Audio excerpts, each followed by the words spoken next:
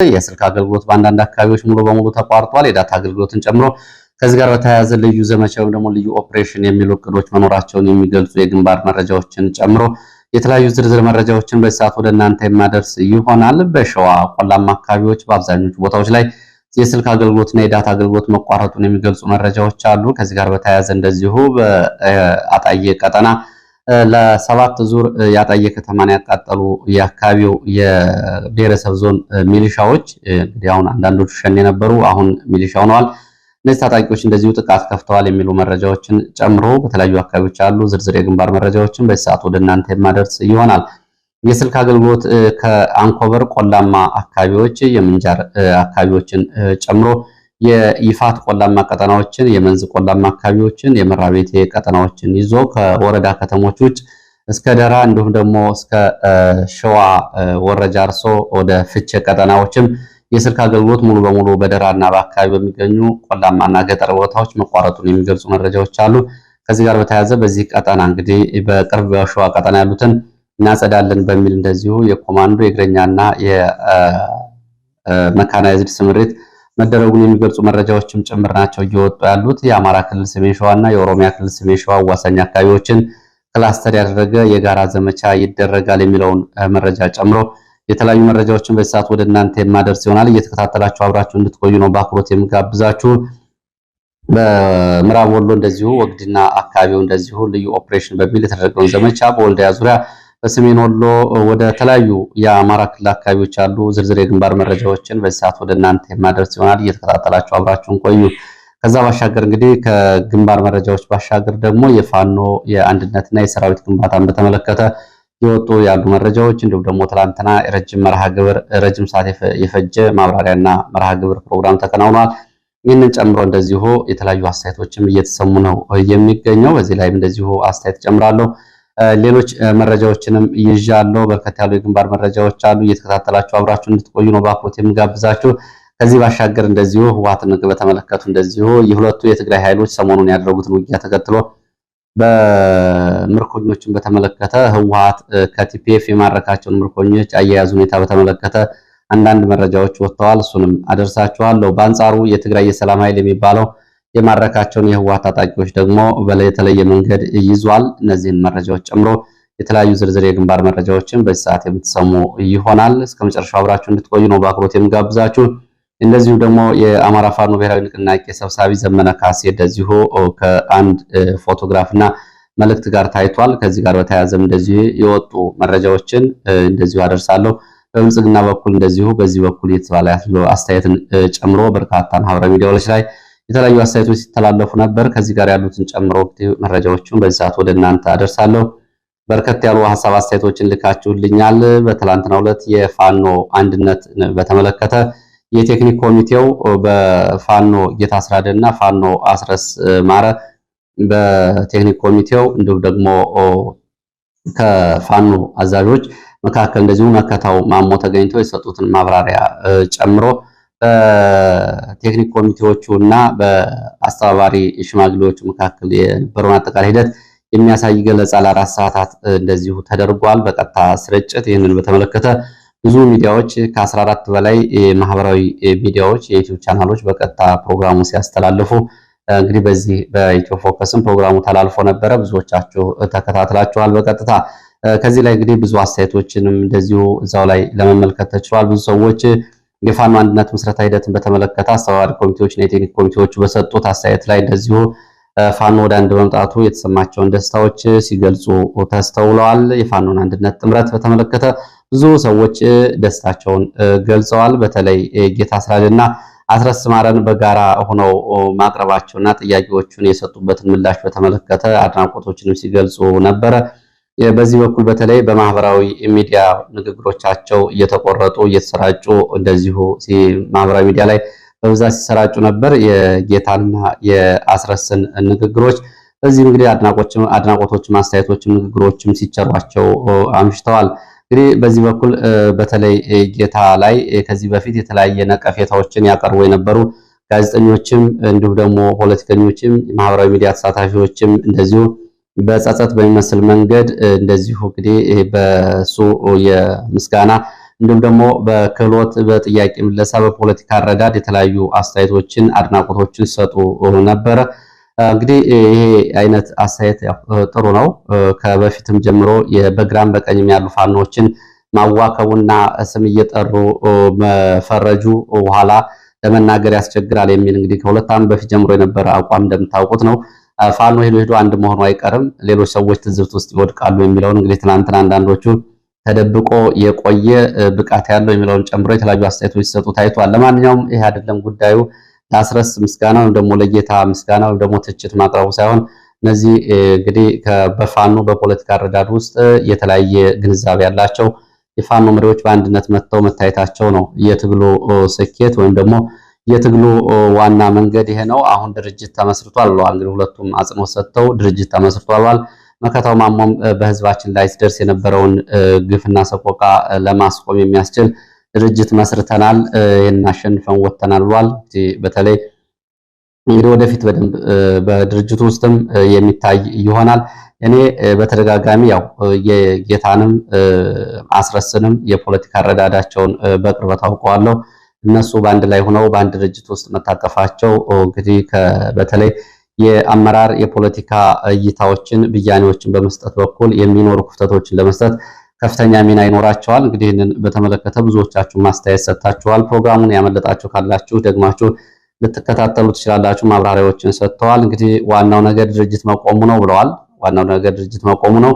በዚህ በተለይ በአስተባባሪዎቹ እንግዲህ አጽንኦት ሰጥተው የተናገሩት አሁን ግለሰቦችን አይደለም ድርጅት ቆሟል፣ በድርጅት መርህ መሰረት ይመለሳል ብለዋል። የተለያዩ ጥያቄዎችን መግለጫዎችን በራሳችን መርሃ ግብር መሰረት ይፋ እናደርጋለን። ለየትኛውም የአማራ ሕዝብ ጥያቄዎች የታመንነን ጥርጣሬ ሊገባቸው አይገባም የሚሉ ጥያቄዎችን በአጽንኦት ሰጥተዋል።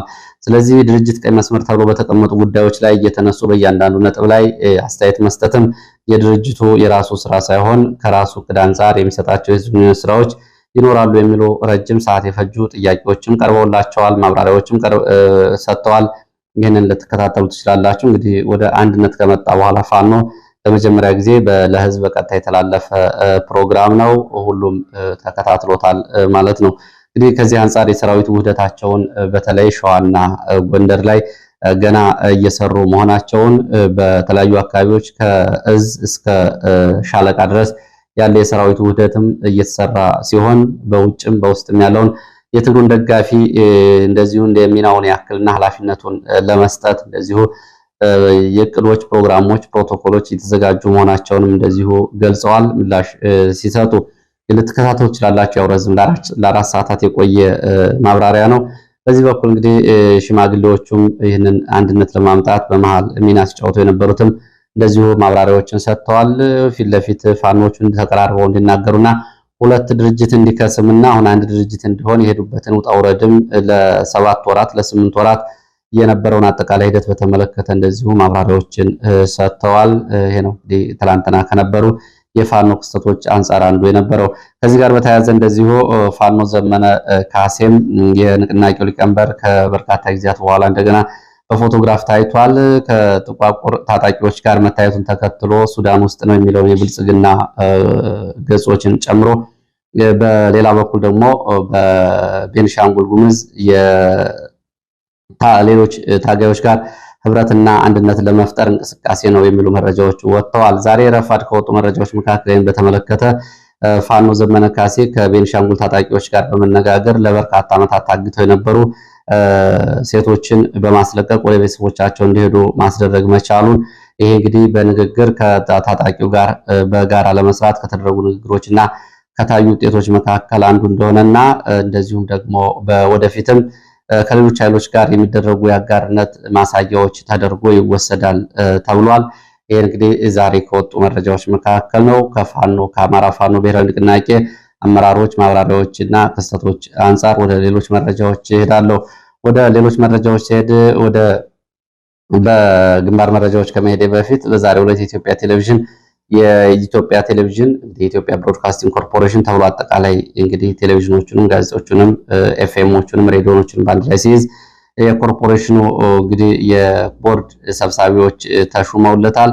የቦርድ ሰብሳቢ ሆነው የተሾሙት ዲያቆን ዳንኤል ክብረት የጠቅላይ ሚኒስትሩ የማህበራዊ ጉዳዮች አማካሪ እንዲሁ ደግሞ የኢንሳ የጤና ጥበቃ ሚኒስቴር ባህልና ቱሪዝም እና ከተለያዩ ተቋማት የተውጣጡ የቦርድ አባላት ሹመት ወስደዋል። ዛሬ በምክር ቤት ሹመታቸው ጸድቋል ተብሏል። በዚህ ጉዳይ ላይ ምን አስተያየት አላቸው? እንግዲህ ያው ቴሌቪዥን ጣቢያው የመንግስት ቴሌቪዥን ጣቢያ ነው፣ የህዝብ ቴሌቪዥን ጣቢያ ነው። የፕሮፓጋንዳ እና የሚዲያ ፍሰቶቹ የኢትዮጵያ ቴሌቪዥን ከዚህ አንጻር እንግዲህ ያው ከቦርዱ እንዲሁም ደግሞ ወደ ታች ዝቅ ሲል ከኤዲቶሪያል አንጻር የሚተላለፍ ቢሆንም ግን አሁን በተለይ የወል ትርክቶችን በሚል በዲያቆን ዳንኤል ክብረት ከመጡ ሀሳቦች መካከል ይህን እንዲያሰርጥ በሚል ሚዲያው አሁን ሙሉ በሙሉ አገሪቱ ውስጥ ያለችውን የሀገሪቱ ውስጥ ያለውን ቀውስ ትቶ ያው የብልጽግና አጠቃላይ ፍላጎቶችን እንዲሁም ደግሞ ሀገሪቱ በብልጽግና ጎዳና እየተመነደገች መሆኗን ነው እየገለጸ ያለው። ለማንኛውም በዚህ ላይ ምን አስተያየት አላችሁ? አስተያየቶቻችሁን ልታስቀምጡ ትችላላችሁ። ብዙ ሊባልበት የሚገባ ጉዳይ ቢሆንም ለማንኛውም ያው ብልጽግና ስለሆነ በዚህ መንገድ ይታያል። ወደ ሸዋ ቀጠና የሚወስዱን መረጃዎች ላስከትል። ወደ ሸዋ ቀጠና ስንሄድ የስልክና የኢንተርኔት አገልግሎቶች ተቋርጠዋል። በቀወት ወረዳ ከሸዋሮቢት ከተማ ውጭ ባሉት ገጠራማ አካባቢዎች በመንዝ በተለይ በሞላሌ መንዝ ሞላሌ ቆላማ አካባቢዎች በጣርማበር የተለያዩ የገጠር ቀበሌዎች መዘዞ ባሽ ክምር ድንጋይ ቁርማር ገፊያን ጨምሮ ባንኮበር ገጠራማ አካባቢዎችን ጨምሮ በበርካታ አካባቢዎች መራቤቴ ኤፍራታ ግድም እንዲሁም ደግሞ መኮይ ቀጠናዎችን በሁሉም ገጠር አካባቢዎች ከትናንት ሰኞ ጀምሮ ከ3 ቀናት በፊት ጀምሮ ሙሉ በሙሉ የዳታና የስልክ አገልግሎት ተቋርጧል። ይሄ በአማራ ክልል ሲሆን በኦሮሚያ ክልልም እንደዚሁ በፍቼ ቀጠና በደራ በግራጃርሶ ወረጃርሶ ጨምሮ እስከ ግንደበረት ቆላማ አካባቢዎች ድረስ ሙሉ በሙሉ የስልክ አገልግሎትና የዳታ አገልግሎት መቋረጡን የሚገልጹ መረጃዎች ወጥተዋል። ይህንን በተመለከተ በተለይ በአማራ ክልል ሸዋ ቀጠና ያለውን በተመለከተ ስለ ጉዳዩ መረጃ እየሰጠኝ የፋኖ አበበ ጺሞ የስልክ አገልግሎቶች መቋረጣቸውን እና የዳታ አገልግሎት መቋረጣቸውን አሳውቋል። ዛሬ 4ኛ ቀናቸውን ይዘዋል ብሏል። ፋኖ አበበ ጺሞ ፋኖ በተቆጣጠራቸው ቀጠናዎች ነው የስልክ አገልግሎት እንዲጠፋ የተደረገው። ልዩ ዘመቻና ኦፕሬሽን በሚል በንጹሃን ላይ የሚፈጸም ግፍና ሰቆቃ ሪፖርት እንዳይጋለጥበት ነው ያገዛዙ ይህንን ያደረገው ሲል ፋኖ አበበ ጺሞ ጉዳዩን ተችቷል። በገጠራማ አካባቢ የድምጽም ሆነ የኢንተርኔት ዳታ አገልግሎት ተቋርጧል። ጉዳዩን በአንክሮት እየተከታተልነው ነው ሲልም እንደዚሁ አብራርቷል። የፋኖን የውጊያ ስምሪትና የመረጃ ሰንሰለት ለማቋረጥ እንደዚሁ ያለመና ይደረጋል ለተባለው ኦፕሬሽን እንደዚሁ ቅድመ ዝግጅት መሆኑን ተገንዝበናል። እኛም በተቃራኒው ተዘጋጅተናል። ከኢትዮ ቴሌኮም ውጭ ባሉ ሌሎች የመገናኛ መስመሮች ላይ እናተኩራለን። በዚህ መንገድ ሰራዊታችን የመረጃ እንዲሁም ደግሞ የግንኙነት ሰንሰለቱ አይቋረጥም ሲል ገልጿል ፋኖ አበበ ጺሞ። በዚህ ይሄ በሆነበት ሁኔታ ደግሞ በዚሁ በሸዋ ቀጠና 2 ቦታዎች ላይ ውጊያዎች እየተደረጉ መሆናቸውን የሚገልጹ መረጃዎች ወጥተዋል። አንደኛው በሸዋ ቀጠና በተለይ በአጣየ ዙሪያ ሲሆን ሁለተኛው ደግሞ እንደዚሁ በሞላሌ መንዝ ቀጠና ነው። በሸዋ ቀጠና በሁለት ግንባሮች ውጊያ እየተደረገ ነው። ዛሬ ማለዳ የወጡ መረጃዎች እንደሚያሳዩት በሁለቱ ግንባሮች አንደኛው ባሽ ከተማ ተብሎ የሚጠራው ነው። ባሽ ከተማ ዙሪያ ከሞላሌ በሁለት አቅጣጫ በሌሊት ከተንቀሳቀሰ መከላከያ፣ አድማ ብተና፣ ሚሊሻ በነገራችን ላይ በሸዋ ቀጠና እግረኛ መከላከያ የለም። ያለው የአየር ወለድ ኮማንዶ እንዲሁም ደግሞ የባህር ኃይል ኮማንዶ ነው ያለው። በዚህ ቀጠና የሪፐብሊካን ኮማንዶን ጨምሮ በሸዋ ቀጠና ጀነራል ሹማ አብደታ የሚመራው የኮማንዶ ወይም ደግሞ ልዩ ኃይል የልዩ ጦር ስምሪት ነው ያለው። ወደዚህ ኃይል ገብቷል። ከዚህ ጋር ነው ውጊያ እየተደረገው። በቡድንና በነፍስ ወከፍ እየታገዘ ውጊያ ነው እየተደረገ ያለው። ባሽ ከተማን ለመያዝ ነው መከላከያ ወደ ቦታው በሌሊት ኃይል በማስጠጋት ጥቃት የከፈተው። ፋኖ ደግሞ ይህንን ባሽ ከተማን አስጠብቆ ይዞ ለመቆየት ነው ያጸፋ ምላሽ እየሰጠ ያለው። በዚህ ሰዓት ውጊያ መኖሩ ተገልጿል። የደረሰው ዝርዝር ጉዳት ግን በአሃዛዊ መረጃዎች ለማወቅና ለማረጋገጥ አልተቻለም። ሁለተኛው ግንባር ደግሞ ይሄኛው ከመደበኛ ውጊያዎች ለየት ያለ ባህሪም ያለው ነው። በአካባቢው በተደጋጋሚ ከኦሮሞ ብሔረሰብ ዞን ይነሱ የነበሩ የቀድሞ የሸኔ ታጣቂዎች አሁን ደግሞ አብዛኞቹ ሚሊሻ ሆነዋል። እነሱ በአካባቢው በሚገኙ አርሶ አደሮች ላይ በተለይ በሸዋ በኤፍራታ ግድም አዋሳኝ ባሉ አካባቢዎች ጥቃት ከፍተዋል። ጥቃቱ ትላንት ነው እየተከፈተው። እነዚህ ታጣቂዎች ከአሁን በፊት አጣዬ ከተማን 7 ዙር ያቃጠሉ ታጣቂዎች ናቸው። ለእነዚህ ታጣቂዎች የጥምር ጦር የሚባለው ድጋፍ እየሰጠ ነው። የአካባቢው አርሶ አደር ራሱን ሲከላከል ፋኖ ናችሁ፣ ፋኖ አለ በዚህ አካባቢ፣ የፋኖ ደጋፊ ናችሁ በሚል አርሶ አደሩ እንደዚሁ በጀርባ ጥቃት ተከፍቶበታል፣ ፋኖ ናችሁ በሚል የሚሉ መረጃዎች ወጥተዋል። ጉዳዩን በተመለከተ እንግዲህ በዚህ በሁለተኛው ግንባር በተዘዋዋሪ ግጭት መሰረት አድርጎ እየተደረገ ያለው ውጊያ ነው። አጣዬ ዙሪያ ከብሔረሰብ ዞኑ የወጡ ሚሊሻዎች በአካባቢው ገበሬዎች ላይ ጥቃት ፈጽመዋል። ገበሬውን ለመከላከል ሲንቀሳቀስ መከላከያ ከጀርባ በመሆን ለብሔረሰብ ዞኑ ሚሊሻዎች ሽፋን እየሰጠ እንደሆነ ነው የታወቀው። አርሶ አምባና ዘንቦ ተብሎ በሚጠሩ ሁለት የብሔረሰብ ዞኑ አዋሳኝ ቀበሌዎች ከአጣዬ በቅርብ ርቀት የሚገኙ አካባቢዎች የብሔርና የሃይማኖት ግጭት መልክ ያለው ግጭት እንዲነሳ ተደርጎ ነው ይሄ ዘመቻ እየተደረገ ያለው። በዚህም እንግዲህ ጥምር ኃይል የሚባለው በአርሶ አምባና በዘንቦ በተባሉ ቦታዎች ላይ ተጨማሪ ጥቃት ከፍቷል። ጥቃቱ ሲጀመር በአላላ ተብሎ በሚጠራው ዙሪያ በመምጣት ነው ይህን ጥቃት እየከፈተው። በዚህ ሰዓት ያጣየ ዙሪያ ገበሬዎች የፋኖ ደጋፊ ናችሁ በሚል እንደዚሁ ከሸኔና ከአካባቢ ሚሊሻዎች ታጣቂዎች ባሻገር እንደዚሁ ጥቃት ተከፍቶባቸዋል። የደረሱ ዝርዝር ጉዳቶች በውል አልታወቁም።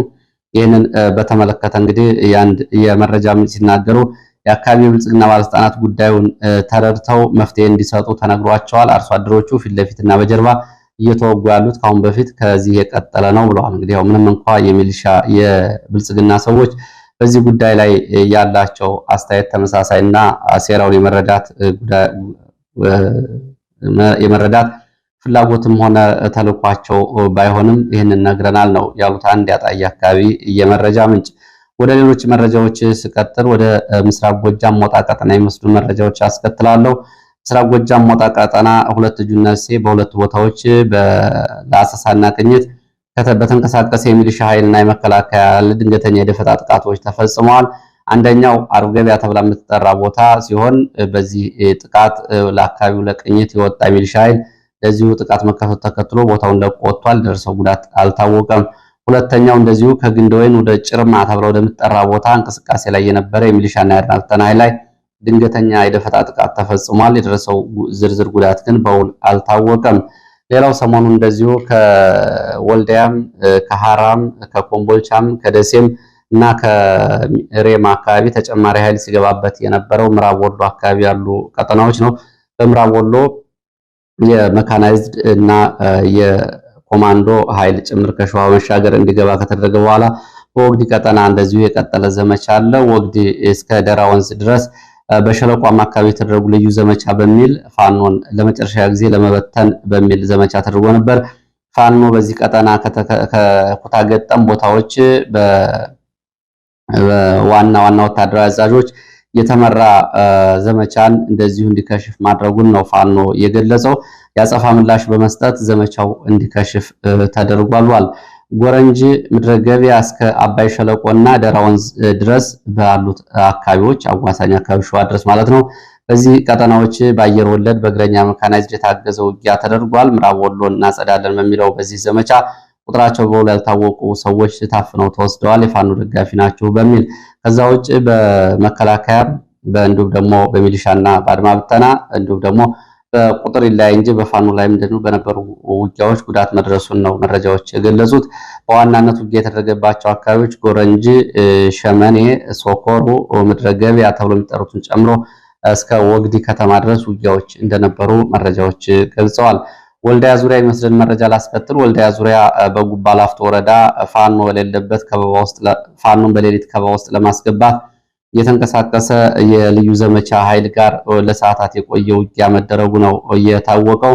በዚህ ፋኖን ከበባ ውስጥ አስገብቶ ለመቆጣጠር ቀጠናውን የተደረገውን ዘመቻ ፋኖ ከበባውን በመስፈርና ያጸፋ ምላሽ በመስጠት እንደዚሁ ከከበባ መውጣቱን መረጃዎች ጠቁመዋል።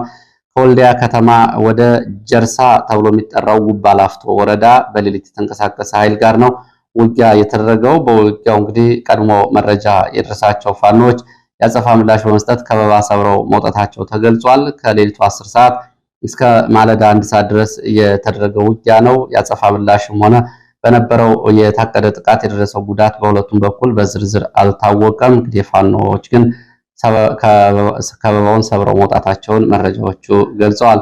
እዚህ ከባድ ትንቅንቅ ነበር የተደረገው። የደረሰው ጉዳት እየተጣራ ነው ሲሉ ነው መረጃዎች የገለጹት። ይህንን በተመለከተ በመከላከያ ገጾችም በፋኖ ገጾችም እንደዚሁ የተለያዩ መረጃዎች ቢሰራጩም የመረጃ ምንጮቹ ግን የጉዳት መጠኖችን ለማወቅ አልተቻለም ነው ያሉት።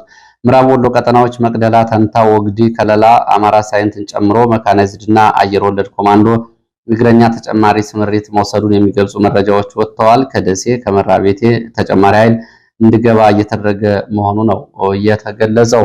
ወደ ምዕራብ ጎንደር የሚወስዱ መረጃዎች ወደ ማዕከላዊ ጎንደር የሚወስዱ መረጃዎች ሳስከትል በጣቁሳ ትላንትና ጨው ድባ ተብሎ የሚጠራው ቦታ በሚሊሻ ካምፕ ላይ በተፈጸመ ጥቃት ከፍተኛ ጉዳት ደርሷል።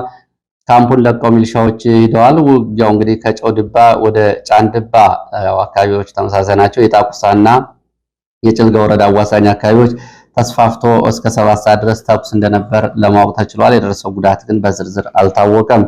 ወደ ራያ ቀጠና የሚወስድን መረጃ አስከትላለሁ። በራያ ግንባር በተለይ ሰሞኑ እንግዲህ በዚህ በራያ ቀጠና የህወሓት ታጣቂዎች እና የትግራይ የሰላም ኃይል እየተባለ የሚጠሩ ሁለቱ የትግራይ ታጣቂዎች እርስ በርስ ያደርጓቸው ውጊያዎች ነበሩ።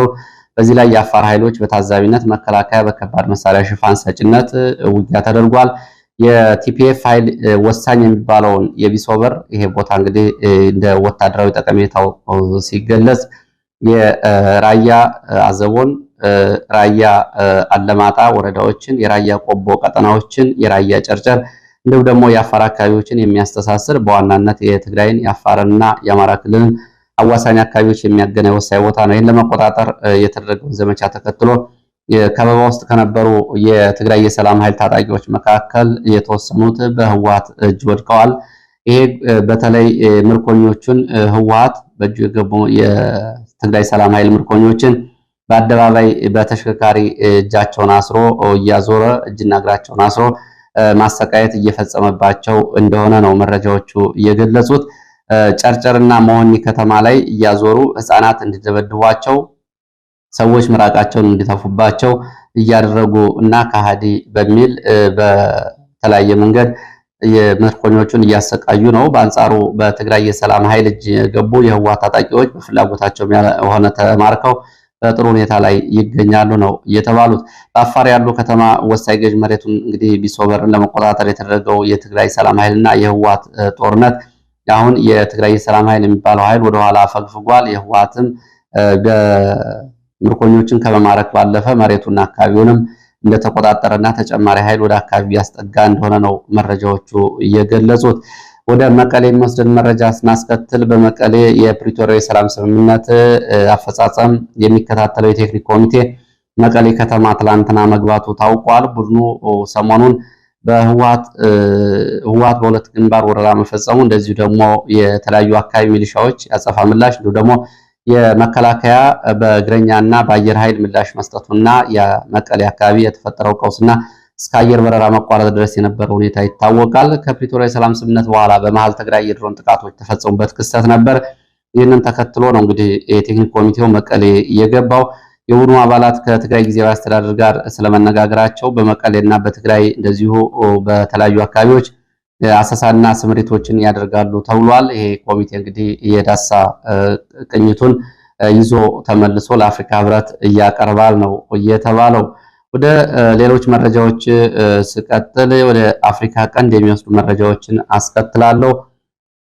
የሱዳኑ አማጺ ኃይል የፈጥኖ ድራሽ ኃይሉ ጀነራል መሐመድ ደጋሎ ወደ ኢትዮጵያ ድንበር እየተጠጋ ነው የሚሉ መረጃዎች ናቸው እየወጡ ያሉት። ከባለፈው ሰኞ ጀምሮ በኢትዮጵያ አቅራቢያ ባለፈው በሳውዲ አረቢያ አየር ኃይል ድብደባ ለቀዋት የነበረውን ቦታና እንዲሁም ደግሞ አዲስ ስትራቴጂክ ቦታን ተቆጣጥረዋል ተብሏል። በዚህ በተለይ በሱዳን የኢትዮጵያ አዋሳኝ በሆኑት አካባቢዎች የሱዳኑ ፈጥኖ ደራሽ ኃይልና አጋዥ የሆነው የሱዳን ህዝብ ነጻነት ግንባር ለሰሜን የሚባለው ኃይል በጋራ ዘመቻዎችን በማድረግ ወሳኝ ስትራቴጂክ ቦታ ተቆጣጥረዋል።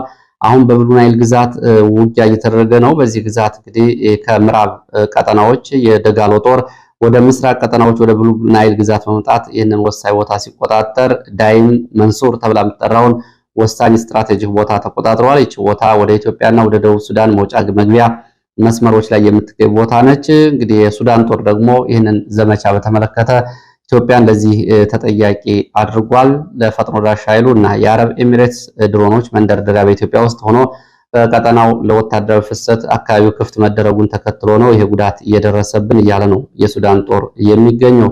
ሌላው ኒውዮርክ ታይምስ እንደዚሁ ላለፉት 7 ወራት በሱዳን ጦርነት ግብፅን ተሳትፎ የሚያጋልጥ መረጃ ይዞ ወጥቷል። ግብፅ ባለፉት 7 ወራት በተከታታይ የድሮን ድብደባዎችን እያደረገች እንደሆነ የሚገልጽ መረጃ ይዞ ወጥቷል።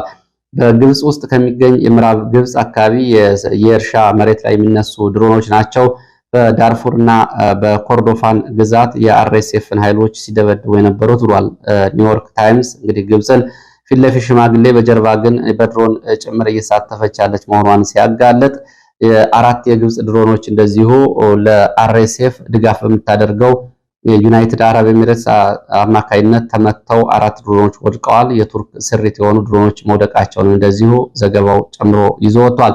በዚህ ጦርነት እንግዲህ የተለያዩ እጆች አሉ። ግብፅ ከሱዳን ጦር ጎን ሆና አርኤስኤፍን ስትወጋ፣ አረብ ኤሚሬትስ ደግሞ እና ኢትዮጵያ ደግሞ እንደዚሁ ከአርኤስኤፍ ጎን ሆነው ይገኛሉ። ባለፈው በዚህ እንግዲህ የውጭ ሀገር አየር ኃይል ስምሪትን በተመለከተ እስካሁን በሚታወቅ ሁኔታ በኢትዮጵያ በኩል ያለው አልተረጋገጠም። ከኢትዮጵያ የሚነሱ ድሮኖች ምናልባት የአረብ ኤሚሬትስ ድሮኖች እንዲሁም ደግሞ ከሱዳን ከራሱ እና ከሊቢያ የሚነሱ የአረብ ኤሚሬትስ ድሮኖች እንዲሁም ደግሞ ከሶማሊያ ቦሳሶ የተነሱ የአረብ ኤሚሬትስ ድሮኖች በሱዳን ድብደባ ሲያደርጉ ከሳውዲ አረቢያ እና ከሱዳን ከራሱ የተነሱ የሳውዲ አረቢያ የጦር ጀቶች ከግብፅ የተነሱ የጦር ጀቶች እና ድሮኖች በዚህ ስብሰባ ላይ በዚህ ውጊያ ላይ እየተሳተፉ መሆናቸውን የሚያሳዩ መረጃዎች ናቸው እየወጡ ያሉት። የእግረኛውን ስምሪት ስንመለከት ደግሞ የተለያዩ እግረኞችን በማሰማራት ጭምር ውጊያ የተደረገ ነው። ከቅጥረኛ ወታደሮች እስከ የሀገራት ወታደሮች ድረስ በሱዳን ጦርነት ውስጥ እየተሳተፉ ነው። ለዚህ ሰዓት የነበሩ መረጃዎች እነዚህ ናቸው። ስለተከታተላችሁ በእጅጉ አመሰግናለሁ። በሌላ ተመሳሳይ መርሃ ግብር እስከምንገናኝ መልካም ጊዜ